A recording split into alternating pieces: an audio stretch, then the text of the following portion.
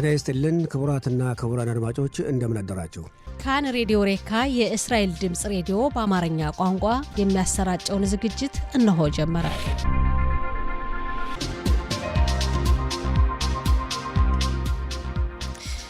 ጤና ይስጥልን ክቡራትና ክቡራን አድማጮቻችን እንደምን አደራችሁ። ዕለቱ እንደ ዕብራውያን ዘመን አቆጣጠር ዮም ሽሽ ዩድቴት በሽባት ታፍሽን ፔባብ ሲሆን እንደ አውሮፓ ዘመን አቆጣጠር ፌብሩዋሪ 6 ቀን 2026 ዓ.ም ነው። እንደ ኢትዮጵያ ዘመን አቆጣጠር ደግሞ ጥር 29 ቀን 2018 ዓ.ም ነው። የቴክኒክ ባለሙያችን ቶም ሄሌድ ሲሆን የስቱዲዮ ተረኛ አስተናጋጅ ወርቅነሽ እሸቴ ነኝ። ያሉን ዝግጅቶችን በቅድሚያ ዜና እናሰማና ከዛም ጋዜጦች በዛሬ እትማቸው ለአንባቢያን ያቀረቧቸውን ዋና ዋና ርዕሰ ጉዳዮችን እንመለከታለን። ከአድማጮች ጋር የስልክ ውይይት ይኖረናል። ስርጭታችን እንደተለመደው እስከ 7 ሰዓት ድረስ ይቀጥላል። አብራችሁን ቆዩ። አሁን የጧቱን ዜና እነሆ። በቅድሚያም አርዕስተ ዜና። ጠቅላይ ሚኒስትር ቢንያሚን ኔታንያሁ ስለ ጥቅምት 7ቱ ጥቃት የመንግስት ተቆጣጣሪው ቢሮ ላቀረበላቸው ጥያቄዎች የሰጡትን ምላሽ ለህዝብ ይፋ አደረጉ። የእስራኤል መከላከያ ሰራዊት ባሳለፍነው ሌሊት በጋዛ ሰርጥ የሽብርተኞች ተቋማት ላይ ጥቃት አደረሰ። በየመን ሁቲ አማጺ ቡድን ከ5 ወራት በፊት የእስራኤል የአየር ኃይል ጥቃት ያደረሰበትን አየር መንገድ እስካሁን መጠገን እንዳልቻለ ተገለጸ። በአሜሪካና በኢራን መካከል የሚካሄደው የመጀመሪያው ዙር ድርድር ዛሬ 8 ሰዓት ላይ በኦማን ይጀምራል ተባለ። የሚሉት ዋና ዋና ዜናዎች ናቸው። ዝርዝሩን እነሆ። ጠቅላይ ሚኒስትር ቢንያሚን ኔታንያሁ ስለ ጥቅምት 7ቱ ጥቃት የመንግስት ተቆጣጣሪ ቢሮ ላቀረበላቸው ጥያቄዎች የሰጡትን ምላሽ ለህዝብ ይፋ አደረጉ። የጥያቄና መልሱ ሂደት በከፍተኛው ፍርድ ቤት በአጋጽ ውሳኔ አማካኝነት ተቋርጦ ነበር። ኔታንያሁ ትናንት ባስተላለፉት በቪዲዮ የተቀረጸ መልእክት ህዝቡ ምላሹን ማየት እንደሚችል ገልጸዋል። መንግስትም ወይም በአጋጽ ሳይሆን ህዝቡ በወከለው ተወካይ እኩልነትን ያረጋገጠ የብሔራዊ መርማሪ ኮሚቴ ማቋቋም እንደሚያስፈልግም ተናግረዋል። የኔታንያሁ ምላሽ 55 ገጾችን ያካተተ ሲሆን ሚስጥራዊ መረጃዎችን የያዘው አብዛኛው ምላሽ በጥቁር ቀለም መቀባቱ ተገልጿል። የእስራኤል መከላከያ ሰራዊት ባሳለፍነው ሌሊት በጋዛ ሰርጥ የሽብርተኞች ተቋማት ላይ ጥቃት አደረሰ። የሐማስ አሸባሪዎች ትናንት የእስራኤል መከላከያ ሰራዊት በሚገኝበት ቢጫ መስመር ክልል ውስጥ በሚገኘው አካባቢ ተኩስ መክፈታቸው ታውቋል። አሸባሪዎች የተኩስ አቁም ስምምነቱን ጥሰው ተኩስ እየከፈቱ መሆኑን የመከላከያ ሰራዊቱ ቃል አቀባይ ገልጿል። በመከላከያ ሰራዊቱ አባላት ላይ ጉዳት አልደረሰም። በጦርነት ጊዜ የተከለከሉ ሸቀጦችን ወደ ጋዛ ሰርጥ በህገወጥ መንገድ በማስገባት የተጠረጠሩት የሻባክ ድርጅት ኃላፊ ዳቪድ ዚኒ ወንድም በጤሌል ዚኒ ላይ የተከፈተው ምርመራ አወዛጋቢ ሆኖ እንደቀጠለ ነው። በጋዛ ሰርጥ በህገወጥ መንገድ የሚደረገውን የንግድ ዝውውር ለመቆጣጠር የተጠናከረ የአፈጻጸም ፖሊሲ ያወጡት ዳቪድ ዚኒ ስራ ከጀመሩ በኋላ መሆኑ ተገልጿል። በጉዳዩ የሻባክ ድርጅት የሚሰጠው አስተያየት ሚስጥራዊ ሲሆን በህግ አስፈጻሚ ስርዓቱ በኩል ሲጋራን ወደ ጋዛ ሰርጥ ማስገባት የጸጥታ ስጋትን የሚፈጥር መሆኑ የተገለጸ ሲሆን ይህ ድርጊት ለአሸባሪ ድርጅት ገንዘብ ከመስጠት ጋር ተመሳሳይ ነው ተብሏል። በጤሌል ዚኒ ገንዘብ በመቀበል በጦርነቱ ጊዜ በካርቶን የታሸጉ ሲጋራዎችን በተደጋጋሚ ወደ ጋዛ ሰርጥ እንዲገባ ትብብር አድርገዋል ተብለው ምርመራ እየተካሄደባቸው መሆኑ ይታወቃል። በጠቅላይ ሚኒስትር ቢንያሚን ኔታንያሁ ቢሮ የሚሰራ ባለስልጣን በአንዲት ሴት ላይ ያልተገባ ድርጊት ፈጸመ ተባለ። ባለስልጣኑ በአንዲት ሴት ላይ ያሳየው አላግባብ ድርጊት መረጃው ለፖሊስ የደረሰ ሲሆን ድርጊቱ የተፈጸመባት ሴት አቤቱታ እንድታቀርብ መርማሪዎች የጠየቋት መሆኑን ከደረሰን ዘገባ መረዳት ችለናል። በአሜሪካና በኢራን መካከል የሚካሄደው የመጀመሪያው ዙር ድርድር ዛሬ 8 ሰዓት ላይ በኦማን ይጀምራል ተባለ።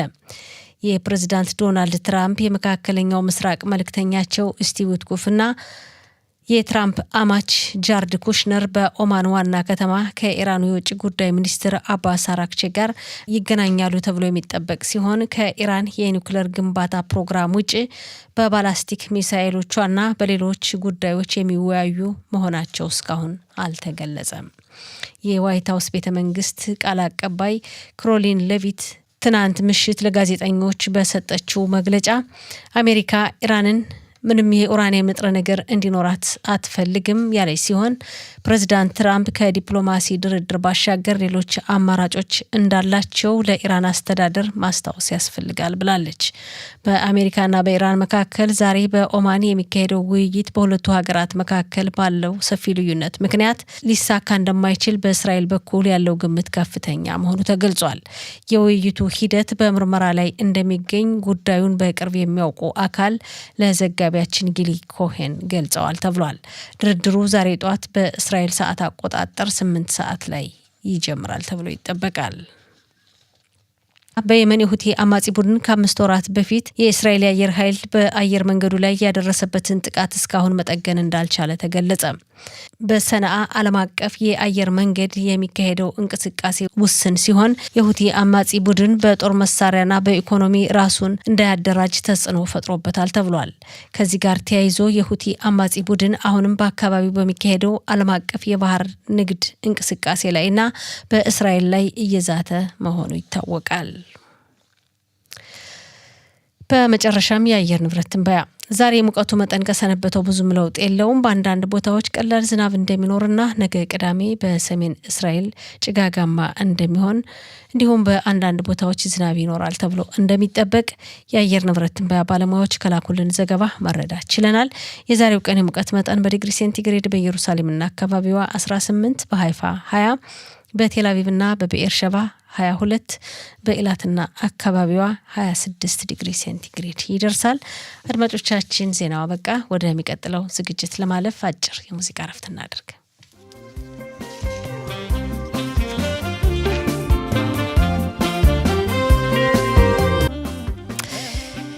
የተከበራችሁ አድማጮቻችን ስርጭታችን እንደቀጠለ ነው። አሁን ደግሞ ጋዜጦች በዛሬ እትማቸው ለአንባቢያን ያቀረቧቸውን ዋና ዋና ርዕሰ ጉዳዮች እንመለከታለን። 3ቱ ዕለታዊ ጋዜጦች ደርሰውናል። እስራኤል አየሁም፣ የዲዮታ ሀሮኖትና ሀሬጽ እንግዲህ 3ቱም ዕለታዊ ጋዜጦች በመጀመሪያ ገጻቸው ላይ ትኩረት የሰጡባቸውን ዋና ዋና ርዕሰ ጉዳዮች እንመለከታለን። ሀሬጽን ስንመለከት በመጀመሪያ ገጹ ላይ ትኩረት ከሰጠባቸው ርዕሰ ጉዳዮች መካከል ዛሬ እንግዲህ ከ2 ሰዓት በኋላ መሆኑ ነው። ከአሁን ጀምሮ በእስራኤል ሰዓት አቆጣጠር 8 ሰዓት ላይ በኢራንና በአሜሪካ መካከል በኦማን ይካሄዳል ተብሎ ስለሚጠበቀው የሰላም ድርድር በተመለከተ ሰፊ ዘገባ አቅርቧል። ይህን ርዕሰ ጉዳይ ሁሉም ጋዜጦች ትኩረት የሰጡበት ርዕሰ ጉዳይ ነው። ዶናልድ ትራምፕ ይላል ሀሬጽ በዘገባው የአሜሪካው ፕሬዝዳንት ዶናልድ ትራምፕ አንድም ኢራን ላይ ወታደራዊ ጥቃት ለማድረስ ወይም የኢራንን አስተዳደር የሚያጠናክር ስምምነት ላይ ለመድረስ መምረጥ አለባቸው። ወይ ጥቃት ማድረስ ወይ ደግሞ ስምምነቱ እንግዲህ የኢራንን አስተዳደር ሊያጠናክር ይችላል ብሎ በማሰብ በዘገባው እንግዲህ በዝርዝር ዘገባው ላይ ይሄን ነው የሚገልጸው። አንዱን መምረጥ አለባቸው ይላል። አሜሪካ እንግዲህ በአሜሪካ በኩል የዲፕሎማሲ ድርድሩን መጀመሪያ አማራጭ አድርጋ ዛሬ በኦማን ድርድር የመጀመሪያው ዙር ድርድር ይጀመራል ተብሏል። በዋነኛነት እንግዲህ እስካሁን እንደሚዘገበው በኢራን የኒውክሌር ግንባታ መርሃ ግብር ዙሪያ ነው ስምምነቱ።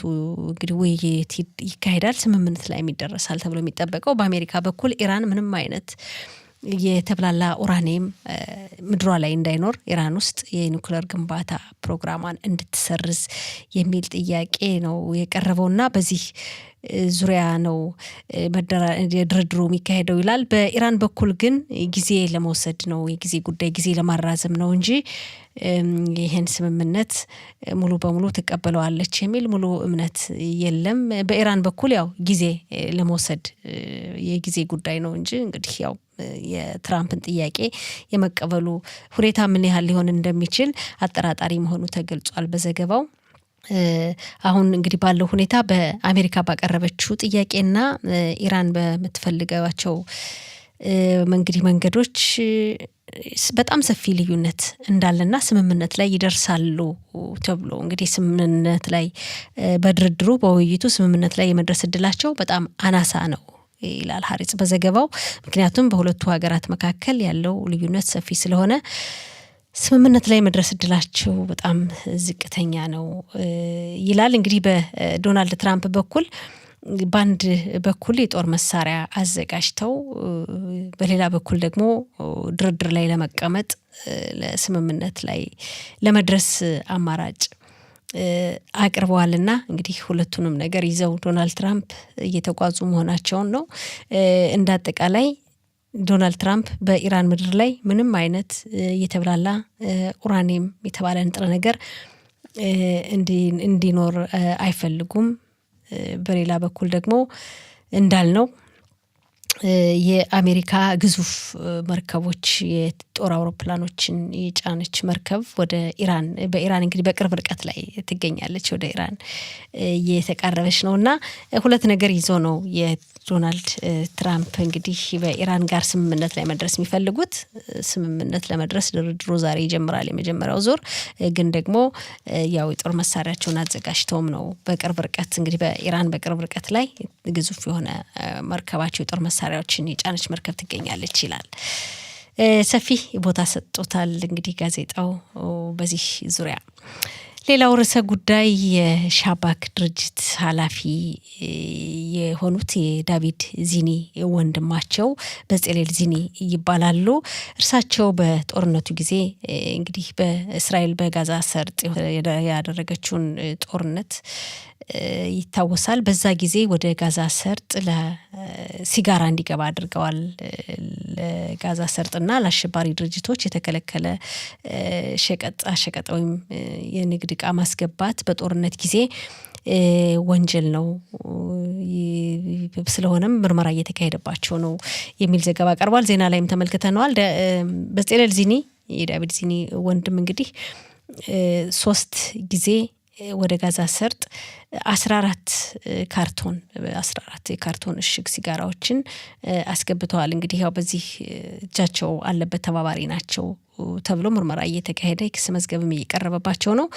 ለዚህም 365,000 ሸቄል ገንዘብ ተቀብለዋል ይላልና እንግዲህ በህጉ በኩል ዘገባው ላይ እንደተገለጸው በዜናም ቀደም ሲል ተመልክተነዋል። ለአሸባሪ ድርጅት ለጠላት እርዳታ ማድረግና እንዲህ አይነት ድርጊት መፈጸም ሁለቱ አንድ ነው፣ ተለይቶ አይታይምና ያው በወንጀል ያስጠይቃል ይላል። ይሄ ጉዳይ እንግዲህ እንደዚህ አይነት አሰራሮች ላይ የተጠናከረ እርምጃ እንዲወሰድ የአፈጻጸም አሰራር ፖሊሲውን እንግዲህ አጠናክረው ያወጡት የተጠርጣሪው ወንድም የሻባክ ድርጅት ኃላፊ ዳቪድ ዚኒ ወደ ስራ ስልጣን ከተሰጣቸው ወደ ስራ ከመጡ በኋላ መሆኑ ተገልጿል። እንግዲህ ጉዳይ የምርመራ ሂደት አወዛጋቢ ጉዳይ ሆኗል በሀገራችን። ሌላው የመንግስት ህግ አማካሪዋ ጋሊ ባህራቭ ሚያራ የፍትህ ሚኒስተሩ ህግና ፍትህ ሚኒስተሩ ያሪቭ ለቪን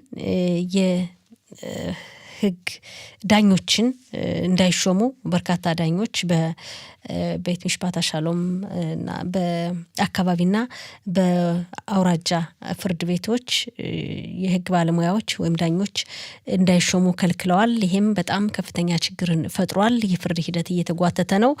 ከፍተኛ የሆነ የፍርድ መጓተት፣ የችሎት መጓተት እንግዲህ በዳኞች እጥረት ምክንያት ባለበት ሁኔታ ነው ዳኞች እንዳይሾሙ ያደረጉትና ያሪቭ ለቪን አስተዳደራቸው ኃይል የተሞላበት ነው፣ በኃይል እየሄዱ ናቸው በማለት ትናንት ለከፍተኛው ፍርድ ቤት ባጋዝ አቅርበዋል አቤቱታ። በዚህ ጉዳይ ምላሽ ሰጥተዋል። ያሪቭ ለቪን ትክክል እንዳልሆነ የመንግስት ህግ አማካሪው ያቀረቡት አቤቱታዊም ቅሬታ በሳቸው ላይ ልክ እንዳልሆነና እስካሁን በህጉ መሰረት ዳኞቹም እየተሾሙ በዚህ ሁኔታ እየሄዱ መሆናቸውን ህጉ በሚፈቅደው መንገድ ምላሽ ማቅረባቸው ተገልጿል። እንግዲህ ያው በሁለቱ መካከል ያለው ውጥረት እንደቀጠለ መሆኑን በዘገባው በሰፊው ተገልጿል። ዶናልድ ትራምፕ ሌላው ርዕሰ ጉዳይ ሀሬጽ ላይ የቀረበው ርዕሰ ጉዳይ ፕሬዚዳንት ዶናልድ ትራምፕ በጋዛ ሰርጥ እንግዲህ የሚቀጥለውን የስምምነት ሂደት ለማስቀጠል ሁኔታው እንዲመቻች እያደረጉ ነው። ስራው በሳቸው በኩል ጀምሯል ይላል። ይሄ ጉዳይም በጋዜጣው የውስጥ ገጽ በሰፊው ተዘግቧል። ሰፊ ቦታ ተሰጥቶበታል። በጥቅምት 7 በደረሰው ጥቃት እንግዲህ የጥቃቱ ሰለባ የሆኑ አካላት ዜጎች የከባድ የስነ ልቦና ችግር የደረሰባቸው መሆኑንና ፖስት ትራውማ በሚባል እንግዲህ አእምሮ ጠባሳ ችግሩ በስነ ልቦና ላይ የሚፈጥረው ችግር ሰለባ ሆነው የተሰቃዩ መሆኑን የችግሩ ተጋላጭ የሆኑ ሰዎች የተናገሩት ሰፊ ዘገባ መቅረቡን እንግዲህ ቃለ መጠይቅ የተደረገላቸው ሰዎችን ፎቶግራፍ በማስደገፍ ጋዜጣው መጀመሪያ ገጹ ላይ ትኩረት ከሰጠበት ርዕሰ ጉዳይ መካከል አንድ ሆኗል። ሌላው ጠቅላይ ሚኒስትር ቢንያሚን ኔታንያሁ ይላሉ አቃቤ ሕግ እንግዲህ የመንግስት አቃቤ ሕግ እንደ ኢራን ሆኗል እንደዛ አይነት አዝማሚያን የሚያሳይ ንግግር አድርገዋል። በግልጽ ባይናገሩም እንግዲህ ጠቅላይ ሚኒስትር ኔታንያሁ አቃቤ ሕጉ ልክ የዘመናችን ኢራን እንደሆነባቸው አይነት የሚያስመስል ንግግር አድርገዋል ይላል። ይሄ ዘገባም እንደዚሁ በጋዜጣው መጀመሪያ ገጽ ላይ የቀረበ ርዕሰ ጉዳይ ነው። ወደ እስራኤል አየም ስናልፍ እስራኤል አየም በመጀመሪያ ገጹ ላይ ካቀረባቸው ርዕሰ ጉዳዮች መካከል እንግዲህ በኢራንና በአሜሪካ መካከል ያለውን የድርድር ሂደት የሚመለከት ነው።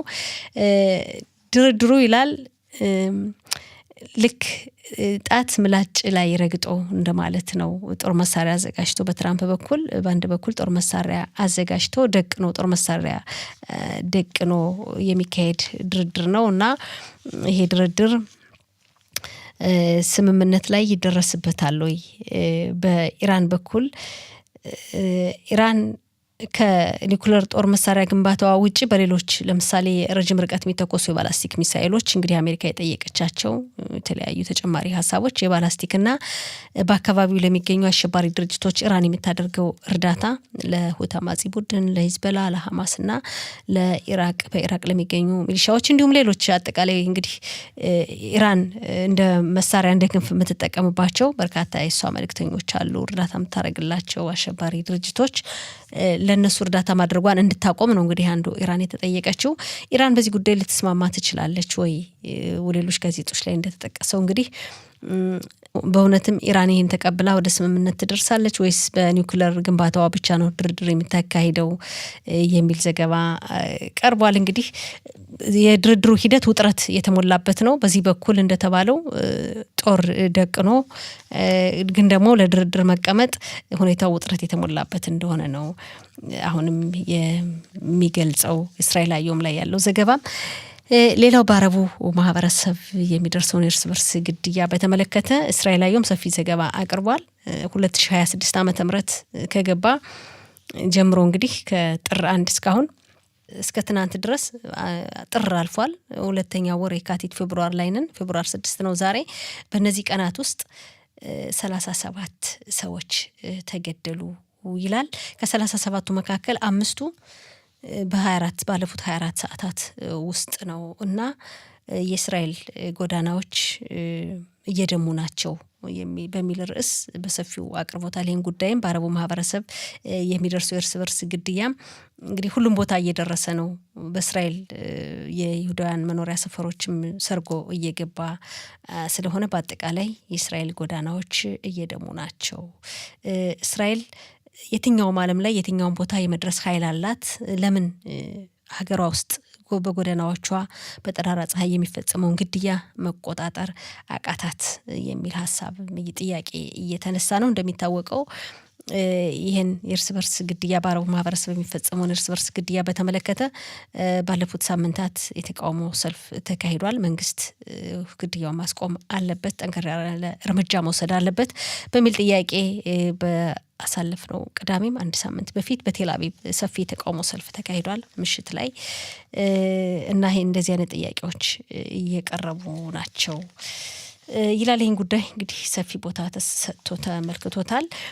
ሌላው እስራኤል አየም ላይ የቀረበው ርዕሰ ጉዳይ ውፍረትን የሚቀንስ መድኃኒት እንግዲህ ያው ውፍረትን የሚቀንስ ይቅርታ ሌላ ቃል እንግዲህ የለውም ውፍረትን የሚቀንስ መድኃኒት በመርፌ መልክ የሚሰጥ ነው። እሱና የስኳር ህመምን ለስኳር ህመም የሚወሰዱ መድኃኒቶች በቀጥታ ምንም እንደው ደረጃ በደረጃ ሳይሆን በአንድ ጊዜ በ20% ጨምረው ዋጋቸው ተወደዱ፣ በ20% ተወደዱ የሚል ዘገባ አለ። እነዚህ መድኃኒቶች ያው ከፍተኛ ዋጋ ጭማሪ ታየባቸው የሚል ዘገባ አቅርቧል። እስራኤል አየው። ወደ ኢዲዮት አህሮኖት ስናልፍ ኢዲዮት አህሮኖትን በመጀመሪያ ገጹ ላይ በመጀመሪያ ትኩረት የሰጠበት በኢራንና በአሜሪካ መካከል እንግዲህ ዛሬ 8 ሰዓት ላይ ይጀምራል የመጀመሪያው ዙር ተብሎ የሚጠበቀውን ድርድር በተመለከተ ነው። ምንድነው የሚለው ኢዲዮት አህሮኖት እንደውም ሚስካኪን በኤሽ ምን ማለት ነው? በሳት ላይ በሳት ጨዋታ እንግዲህ የሳት ጨዋታ በማለት ነው ርዕስ የሰጠውና እንደሚታወቀው ከትናንት ወዲያ ምሽት ቀጠሮ የተያዘለት ድርድር ሊቋረጥ ነው የሚል ከፍተኛ ስጋት ነበር። ከፍተኛ ውጥረት ተፈጥሮ ነበር። እንደውም ተቋረጠ ተብሎ ነበር። እንደገና ግን ከሰዓታት በኋላ በተያዘው ቀጠሮ መሰረት ውይይቱ እንደሚቀጥል ተገልጿል። እንግዲህ ዛሬ እስካሁን አዲስ ነገር የለም። ውይይቱ ይቀጥላል ተብሎ ነው የሚጠበቀው እና የውይይት ሊቋረጥ ከታወጀ በኋላ ያው ተቋረጠ ከተባለ በኋላ እንደገና ቀጥሏል። ግን በዚህ ሁኔታ ውጥረት በነገሰበት የሳት ላይ ጨዋታ ነው። በአንድ በኩል ትራምፕ ከፍተኛ ጦር መሳሪያዎችን በኢራን የቅርብ ርቀት አሰልፎ ድርድር ላይ ዛሬ እንግዲህ ይቀመጣል ሁለቱ ሀገራት ይባላል። እንግዲህ በሁለቱ ሀገራት መካከል ያለውን የተለያየ የራሳቸው ፍላጎት በሰፊው ተመልክቶታል ኢዲዮት አህሮኖት። በአሜሪካ በኩል እንግዲህ ስምምነት ላይ ካልተደረሰ ያው ወደ ጦርነት ይካሄዳል። በኢራን በኩል ደግሞ በአሜሪካ አማካኝነት የሚደርሰውን ጥቃት ለማስቆም ጥቃቱን ቢያንስ ጥቃቱን አሁን ጥቃቱን ዛቻ ለማስቆም ኢራን ስምምነትን መርጣለችና ልትስማማ ትችላለች ተብሎ ቢታሰብም ግን አሜሪካ የምታቀርብላትን ጥያቄ ሁሉ ኢራን ትቀበላለች ወይ የሚል ሐሳብ ቀርቧል። ከኒኩለር ግንባታ እንግዲህ ኢራን በኒኩለር ግንባታዋ በኩል ስምምነት ላይ እንደምትደርስ ያው ቀደም ብላ አስታውቃለች። እውነት ላይሆን ይችላል ሊሆን ይችላል የሚሉ የተለያዩ ትንተናዎች ይሰጡበታል። ግን በኢራን በኩል በኒኩለር ግንባታዋ ዙሪያ ስምምነት ላይ እንደምትደርስ ነው እንግዲህ የሚጠበቀው አሁን ባለው ሁኔታ በኢራን በኩል የሚወጣው ሐሳብ። ግን ደግሞ ከዚህ በተጨማሪ የረጅም ርቀት ተወንጫፊ የባላስቲክ ሚሳይሎች ለአሸባሪዎች የሚደረገው እርዳታ፣ ኢራን ውስጥ በዜጎች ላይ የሚደርሰው ስቃይና የሰው ልጆች መብት ጥሰት እነዚህ ጥያቄዎችም በአሜሪካ በኩል ተነስተዋል። ኢራን እነዚህን ነገር እንድታስተካክልና እንድታቆም በእነዚህ በኢራን በአንድ በኩል ጥቃት እንዲደርስባት አትፈልግም፣ በሌላ በኩል ደግሞ እነዚህን ጥያቄዎች ትቀበላለች ወይ የሚል ሰፊ ዘገባ ቀርቧል። እንግዲህ በኢራን በኩል ትልቁ ግቧ ምንድነው? አሜሪካ ልታደርስባት የምትችለውን ጥቃት ማስቆም እንዲቻል ነው ይህን ድርድር የምታካሂደው። በአሜሪካ በኩል ደግሞ ያው የመጨረሻ አማራጭ ለመስጠት እነዚህን ቀደም ሲል የጠቀስናቸውን ጥያቄዎች ታቀርባለች ኢራን ተግባራዊ እንድታደርግ የሚል ዘገባ ሰፊ ዘገባ በውስጥ ገጹ የኢዲዮት አህሮኖትም ያው እንደ ሌሎች ጋዜጦች ሁሉ ሰፊ ትኩረት የሰጠበት ርዕሰ ጉዳይ ነው። ሌላው ጥቅምት 7 ቀን 2023 ዓ.ም በሐማስ አሸባሪዎች ተጠልፎ ወደ ጋዛ ሰርጥ ተወስዶ የነበረ ልጅ የጊል ያኮቭ ይባላል። በ12 ዓመት ከ5 ወሩ ያለ ነው ተጠልፎ ሂዶ የነበረ እንግዲህ ከኒርኦዝ ነው የተጠለፈው። ኒርኦዝ ከተባለው ኪቡጽ በጋዛን በሚያዋስነው ድንበር ከሚገኘው እሱ በተደረገለት ቃለ መጠይቅ በቦታው በተጠልፎ ያለ ያሳለፈውን ስቃይና የነበረውን ተስፋ የሚገልጽ ዘገባም አቅርቧል በውስጥ ገጹ ላይ የኢዲዮት አህሮኖት። ሌላው በአረቡ ማህበረሰብ የሚደርሰውን የእርስ በርስ ግድያ በተመለከተ ኢዲዮት አህሮኖትም ሰፊ ቦታ ሰጥቶበታል። እንግዲህ የወንጀል ድርጊት እየተቀጣጠለ ነው በሚል ርዕስ በየቀኑ ግድያ በቀን ከቀን ከአንድ በላይ ከሁለት በላይ ከሶስት በላይ ሰዎች ተገደሉ እርስ በርስ ሲባል ይሰማልና የወንጀል ድርጊት እየተቀጣጠለ ነው። ለመቆጣጠር በእስራኤል እንግዲህ ይህን የወንጀል ድርጊት በቁጥጥር ስር ለማዋል አልተቻለም፣ ያቃታት ይመስላልና ለምን የሚል ጥያቄ ቀርቧል። በአረቡ ማህበረሰብ ባሳለፍነው ማክሰኞ ዕለት 3 ግድያዎች ተፈጸሙ። በሰማሪያ አካባቢ ከዛ ደግሞ በማግስቱ ሮብ ደግሞ አንድ ሰው ተገደለ በቅራቲያም ሌላው በከባድ ሁኔታ ቆሰለ ሐሙስ ደግሞ ከዛ በኋላ በማግስቱ ትናንት ማለት ነው ሐሙስ 3 ግድያዎች ተፈጸሙ ሳውዳ በተባለው የአረቦች መኖሪያ የገጠር ሰፈር 3 ግድያዎች ተፈጸሙ 2 በኢየሩሳሌም አንድ በዚህ ሳውዳ በተባለው የአረብ መኖሪያ ገጠር ሰፈር ግድያ ተፈጸመ በአጠቃላይ 3 ትናንት ይላልና ለማንኛውም ግን በየቀኑ ቀን ከቀን በቃ ግድያ ተፈጸመ ሳይባል የሚውልበት ቀን የለም በየቀኑ 2-3 እና ከዛ በላይ ከዛም በታች ግድያ እየተፈጸመ ነውና የወንጀል ድርጊት አይኑን አፍጥቶ ወጥቶ እየተቀጣጠለ ነው መቆጣጠር እንደማያስፈልግ ሰፊ ዘገባ አቅርባ ለዲዮታ ሀሮኖትም እንግዲህ ከሞላ ጎደል ጋዜጦች ዛሬ ለአንባቢያን ያቀረባቸው ዋና ብለን የመረጥናቸው ርዕሰ ጉዳዮች ይህን ይመስላሉ አርብ ስለሆነ እንግዲህ ሰፊ ነው የጋዜጦች ዘገባ ዛሬ እንደሚታወቀው አድማጮቻችን በውስጥ ገጻቸው በጣም በርካታ ጉዳዮች ተዘግበዋል በጋዜጦች በመጀመሪያ ገጻቸው ላይ እንግዲህ የወጡና ትኩረት የሰጠንባቸው ርዕሰ ጉዳዮች ይህን ይመስላሉ ስርጭታችን ይቀጥላል አብራችሁን ቆዩ ወደሚቀጥለው ዝግጅት